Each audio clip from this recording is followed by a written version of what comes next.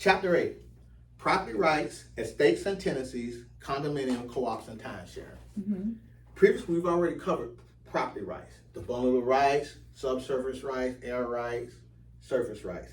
We've covered different estates, tenancy by entireties, freehold estates, concurrent ownership, freehold estate, fee simple, concurrent ownership, the three different types of concurrent ownership.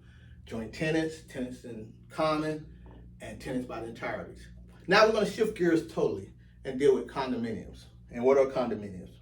Okay, condominium, co-ops, and time sharing. Okay, the primary purchasers of a unit in a cooperative in a co-op or cooperative actually, they buy shares of stock in a corporation. A proprietary lease entitles the purchaser of the right to occupy the unit. It's kind of complex. We don't have it a lot in Florida. I believe they have it in New York, where they say I own a co-op, you own a co-op. So you're not really owning the property. You're owning shares in that corporation, and the corporation owns the property. And they say a proprietary lease, that means you have an ownership lease to occupy the property. So basically when you sell your co-op, you're selling your proprietary lease interest in that property. Okay. It'll make a little more sense when I explain co-op. It'll make a little more sense if you let me explain condo, and then we'll contrast the two. Co-op, the corporation owns the property. You're buying a proprietary lease to occupy, and you occupy, use, and enjoy the property. Okay. Sounds a little complicated. Okay. Now, but once I say condo, which we have here, it's a little more, people are a little more familiar with condo. Condo, on the very next page, let's see what the book says. A condominium unit is real property consisting of condo units and common elements. Condo is real property, and you have individual condo units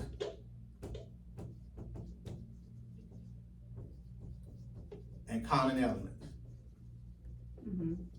Now, what does that mean? Comparing it to the co-op. Co-ops can be the same layout, but in the condo unit, you have real property, therefore you got real property rights. Fee simple interest, the ownership interest we just talked about. A 500 unit condo unit, everybody owns their individual unit, right? And if there's a 500 unit condo complex, the pool, the weight room, the common area, you own 1/500th of that. You own your individual unit, and you own 1/500 of the common area. Okay. But it's a pure ownership interest of real property. And the condo, how do you know what unit you own? What's the weight room, the common areas? It's recorded in the state of Florida through the Condominium Act, and you can see a parcel number is assigned for each one of the condo units, and the common area, that doesn't receive a parcel number, but you own 1/500 of that, assuming it's a 500 unit condo. Okay. The opposite of that is kind of with a co-op, that same 500 unit complex, there's a corporation that owns all 500 units. You just get a proprietary lease for your one unit of those 500. You can sell that lease, you can occupy that property, but the corporation owns all 500, the co-op association. And when you say you could sell the lease, you're saying like you can lease it out to someone else? No, I mean you're selling your ownership interest of that lease. Basically, it's like you're selling your condo. Okay. We don't have. It sounds kind of abstract because we don't have a lot of co-ops down here. But the key delineation, the co-ops are almost ran the same as condos. But the key is rather than an individual person owning their individual condo unit, the corporation owns all 500. And you have an ownership interest of your proprietary lease, not a regular lease like you're renting. That lease allows you to stay, use it, enjoy all the ownership provisions as if you owned the property as a condo. But you're not buying a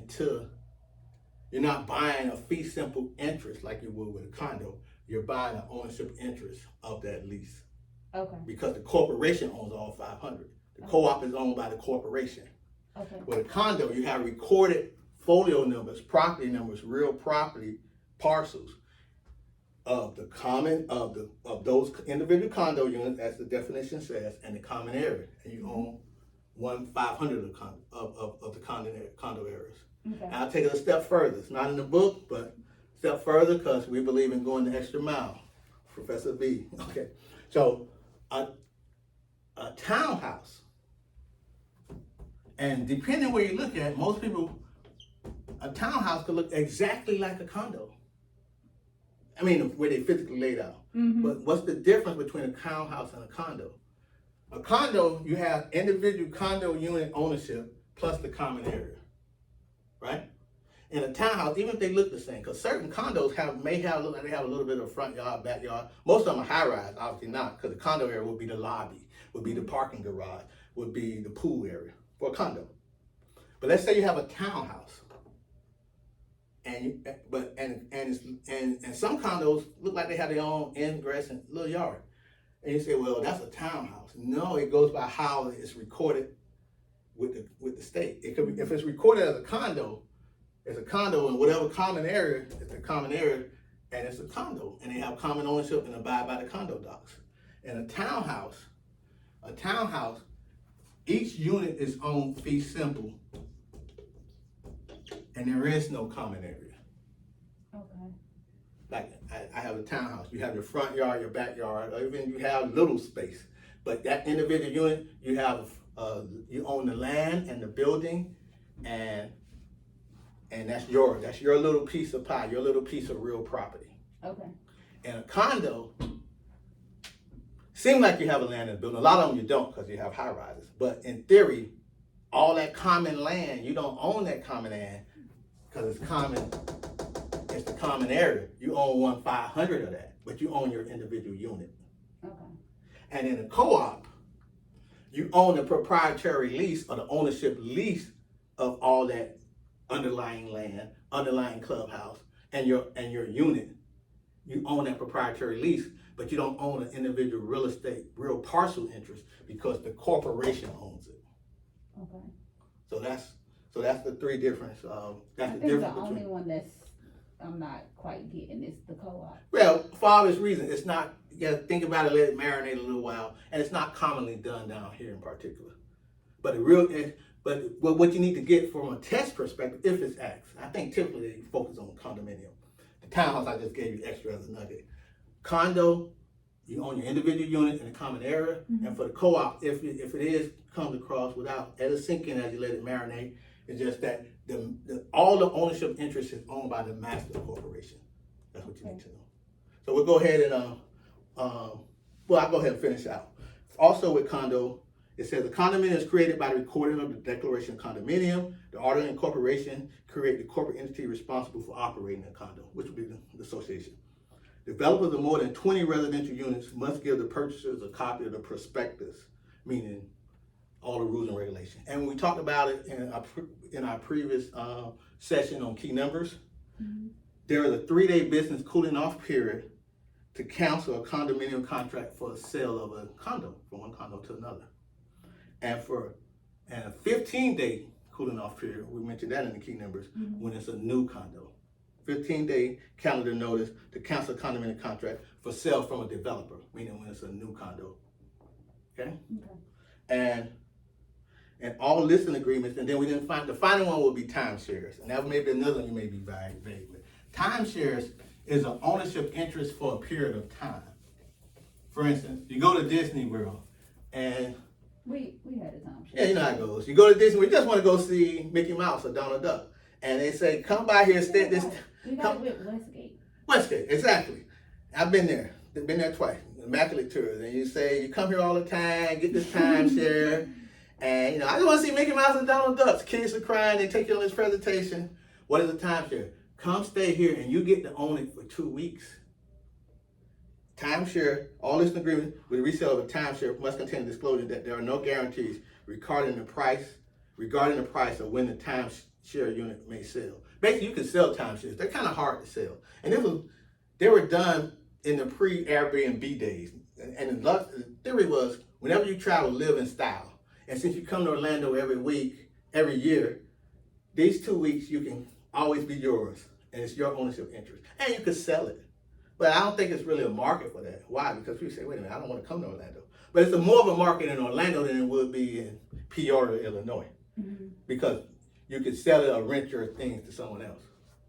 But now people are a little more transient and they go all over the world, and with Airbnb and things of that nature. Timeshares, they're licensed under this act, and if you're selling timeshares, you need to be a licensee. However, that timeshare time, you own it for a certain period of time, usually a week or 2 weeks. So I think I had one where I get 1 week every other year. Every other year, not even every year. So when I wanted to go to Orlando, that wasn't the year of my year that I had my ownership interest. And then they said, well, you can, if you don't come here, you can swap it out in other places. But none of the other places were places I wanted to go. So that whole process is a little bit, that's how real estate was done. You have to be licensees if you're selling these for a commission. However, it's not as a viable market as beforehand. But again, it is, I just wanted to show you the delineation between the three ownership interests. Co-ops, master corporation, just remember that. And you have a proprietary or ownership lease.